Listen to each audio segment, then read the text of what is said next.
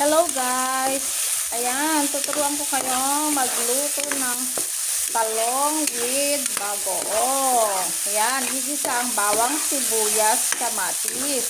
Pero sinangkot syempre na ang ating pangsahog na pork. Ayan, lutuin muna natin maigi ang bawang, sibuyas, kamatis. Pagluto na ang ating bawang, sibuyas, kamatis, ilagay na natin ang sinangkot siyang pork. Ayan, sinangkot siya ko na yan guys. Ayan guys, palasahin natin. Ayan guys, tapos lalagay na natin ang ating bagoong.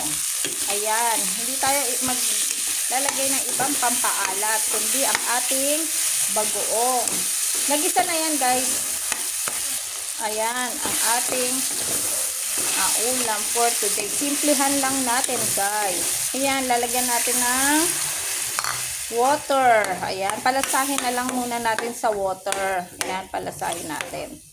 Ayan guys, pag tuyo na siya, lalagay na natin ang ating talong. Pag manuyo-nuyo na yung bagoong. Ouch! Ayan, nagdabog na. Ayan, iikot na natin ang ating talong. Ayan guys. Iikot na natin. Ayan. Masarap yan guys. Ayan. Maluluto ang talong sa bagoong. Ayan. Ganyan lang guys. Kasi wala na akong maisip lutuin. At nag-iinit ako ng mantika. Ayan, nag-iinit ako mantika for the liempo.